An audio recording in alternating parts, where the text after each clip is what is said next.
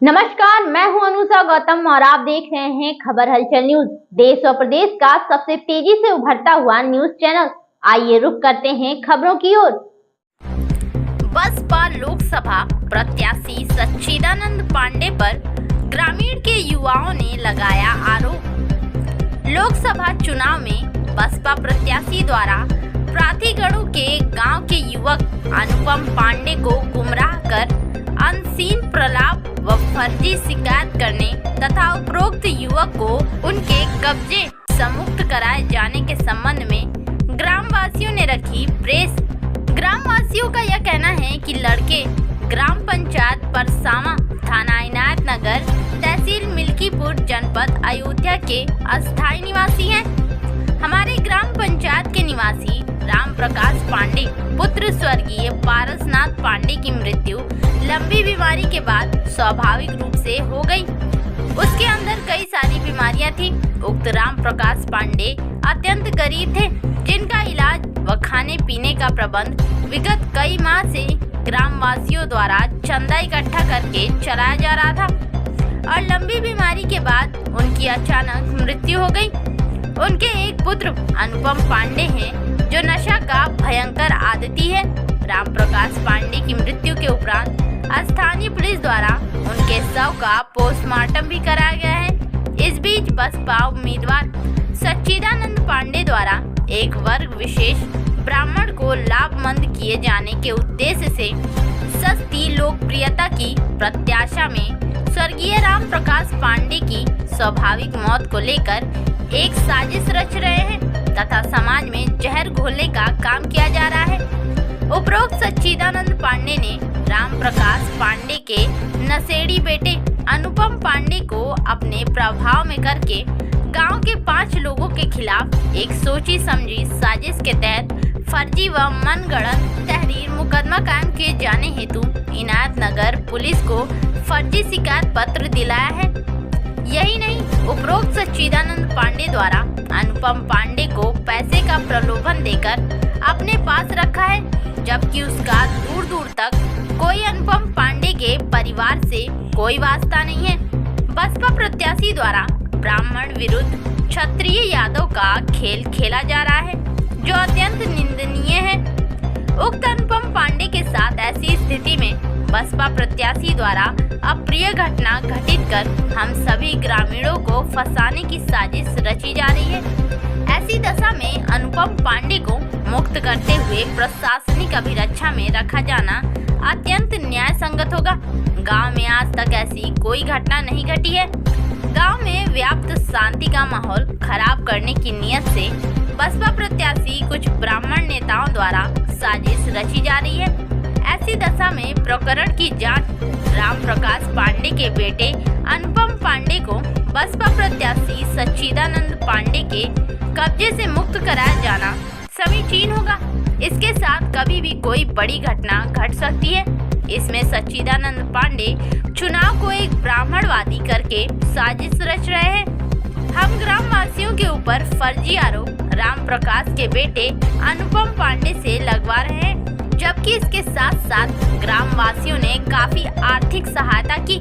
इसके बावजूद भी सच्चिदानंद पांडे बसपा प्रत्याशी फर्जी शिकायत पत्र दिलवाकर आरोप लगवा रहे हैं।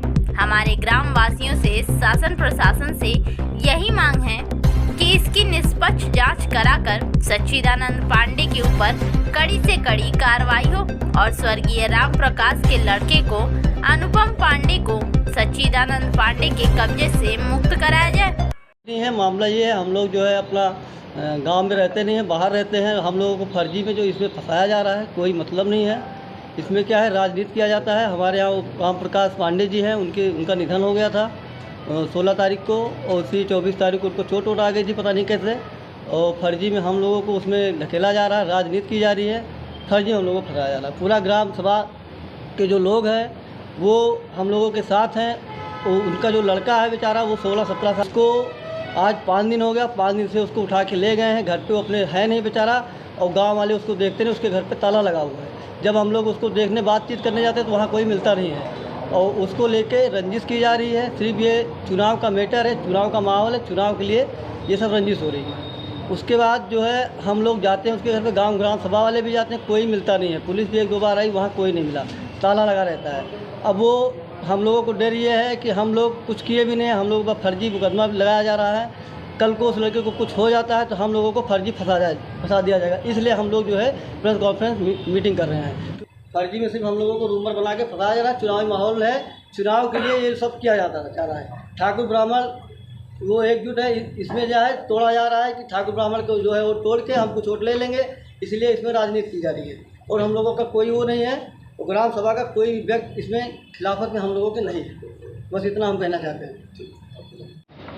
मैं पार्श्वनाथ के लड़के राम प्रसाद को भी 21 साल पहले से जानता हूँ भली भांति। उसकी आर्थिक स्थिति बहुत दयनीय थी। वो 21 साल पंचायत भवन में गुजारा किया। ग्राम सभा ने चंदा लगा के उसे 21 साल बाद मैं अपनी ज़मीन दिया, तब वहाँ जाके उसका मकान बना। उसकी स्थिति इतनी दयनीय थी, 2012 में वो 3 महीने बेड पे पड़ा था। तो ग्राम सभा ने उसकी चंदा लगा के उसकी दवाई कराई। और जब उसकी दयनीय स्थिति इतनी गड़बड़ थी कि होली के दिन जो है वो एकदम गिरा, हाथ हल्का से चोट आई हाथ में, उसकी भी गांव वाले ने चंदा लगा के दवाई कराई। वो पूर्ण रूप से स्वस्थ हो गया, ठीक है। उसके जब पूर्ण रूप से स्वस्थ हो गया तो अष्टमी दिन, नवरात्र में अष्टमी वो भूखा था, भूखे के दिन वो पूजा पाठ किया। बातचीत गांव वाले आके जाके किए, उसके वो स्वस्थ था। रात में उसको तबीयत खराब हुई जिसके कारण उसकी मौत हो गई। जो लकड़ी के अंशदान था वो दिया। उसके बाद जो उसमें क्रियाक्रम में लगता है, कफन है और आइटम जो लगता है, वो ग्राम सभा ने सहयोग करके दिया। तब उसमें सहयोग क्यों नहीं किए सच्चिदानंद पांडे जी?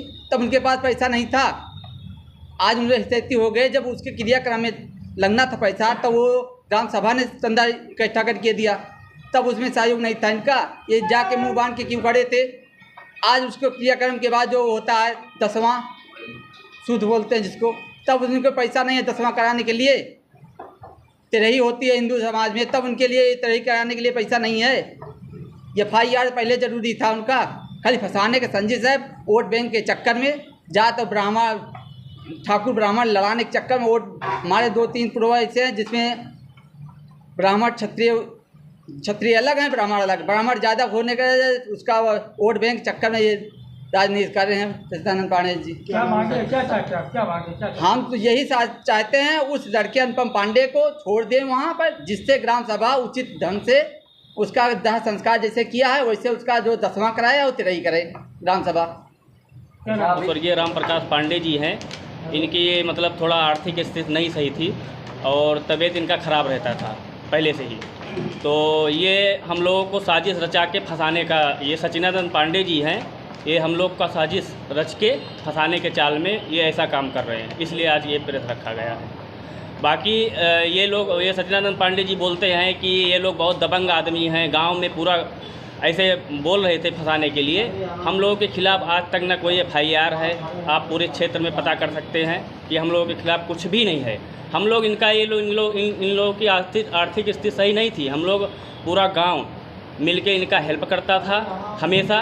और ये अपने चुनाव के उससे ठाकुर और ब्राह्मण ये जात पक्ष करके अपना वोट का राजनीतिक रोटियां सेक रहे हैं कि मतलब इनको वोट चाहिए, बसपा से टिकट पाए हुए हैं।